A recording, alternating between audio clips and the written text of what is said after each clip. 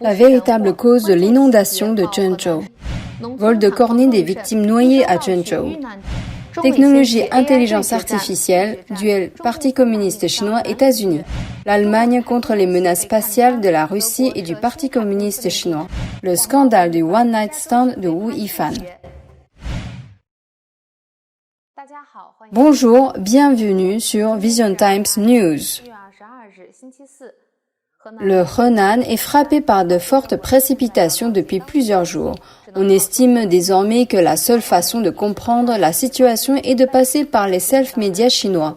Les médias officiels ne montrent que l'épuisement de l'Armée populaire de libération, APL, et les instructions ou ordres donnés par les dirigeants à tous les niveaux.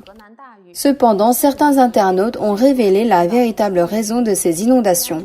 Le réservoir de Shanchuan a été secrètement libéré dans la matinée du 20 juillet et le compte Weibo officiel de Zhengzhou ne l'a annoncé qu'au petit matin du 21 juillet. Il pleuvait abondamment dans le Henan depuis des jours. Alors pourquoi les autorités ne sont-elles pas préparées? Et pourquoi n'ont-elles libéré les crues que dans la précipitation? Et pourquoi le métro n'a-t-il pas cessé de fonctionner? Afin d'empêcher les gens de réclamer une indemnisation, les autorités ont volontairement libéré les réservoirs locaux pour que les inondations puissent être imputées à une catastrophe naturelle. Ainsi, l'Internet est désormais coupé à Zhengzhou. De nombreux policiers sont venus avertir les habitants qu'ils n'étaient pas autorisés à transmettre des informations sur les inondations au public. De nombreux médecins ont fui les hôpitaux.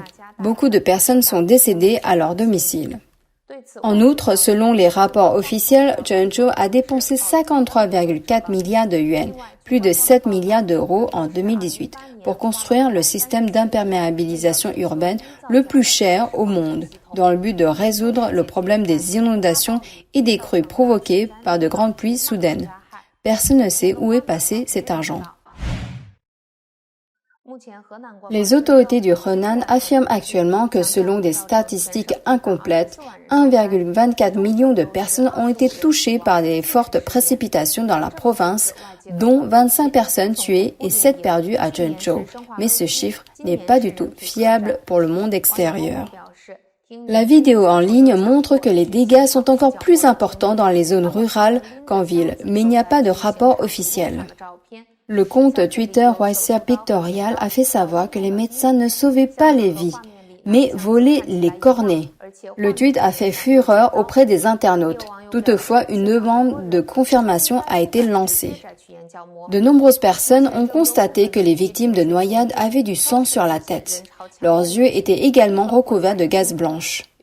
Dans la ville de Zhengzhou, il règne un tel chaos que l'on pourrait penser que la fin du monde est proche. Selon les médias d'outre-mer en chinois, le Parti communiste chinois a organisé la 4e conférence mondiale sur l'intelligence artificielle à Shanghai du 8 au 10 juillet, suivie du sommet américain sur l'intelligence artificielle le 13 juillet.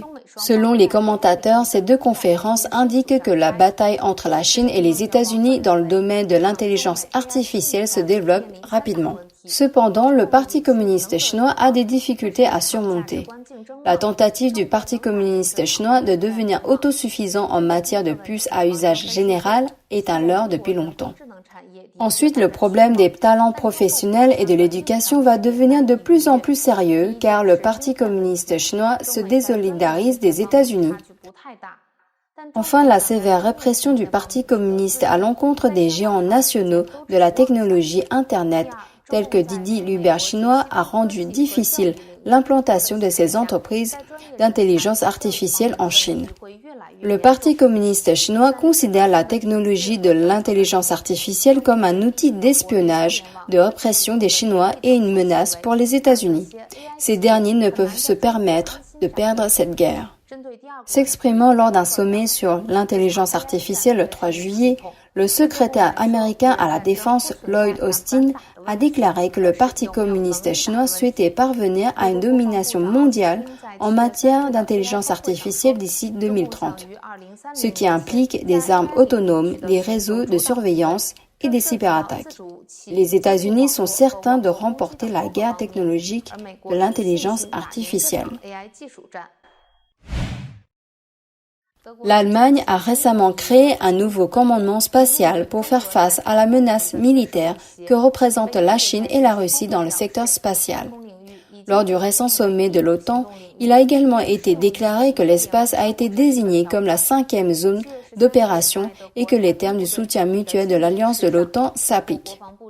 Le 13 juillet, lors d'une cérémonie célébrant la création de la force spatiale allemande, la ministre allemande de la Défense a déclaré que l'espace était devenu une infrastructure clé à protéger. Une présence militaire est donc nécessaire pour préserver les intérêts nationaux. L'armée allemande estime que la Chine et la Russie ont la capacité de mener une guerre dans l'espace, ce qui les rapproche de l'Occident.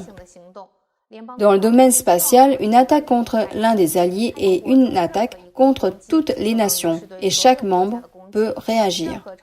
L'OTAN est également capable de répondre par la force à des confrontations militaires dans l'espace. L'acteur Wu Yifan a été dénoncé par un internaute pour son comportement scandaleux, puis il a été révélé que M. Wu avait résolu ses problèmes par l'argent. Récemment, un internaute a également révélé les détails de l'aventure d'une nuit de M. Wu à Los Angeles, aux États-Unis. Selon News of the World, certains internautes ont révélé que Wu Yifan avait choisi sa compagne pour l'aventure d'une nuit en Californie parmi les étudiantes chinoises aux États-Unis. Une personne ayant assisté à cette fête début 2019 a déclaré qu'il s'agissait à l'origine de la fête d'anniversaire d'une fille, mais que l'événement était resté très discret. Les invités avaient été prévenus du lieu de la fête seulement à minuit, à savoir un hôtel de Beverly. Les marques ayant mis fin au contrat avec M. Wu comme Hanshu ne sont pas des grandes marques. M. Wu travaille toujours pour des marques de luxe comme Louis Vuitton et Bulgari.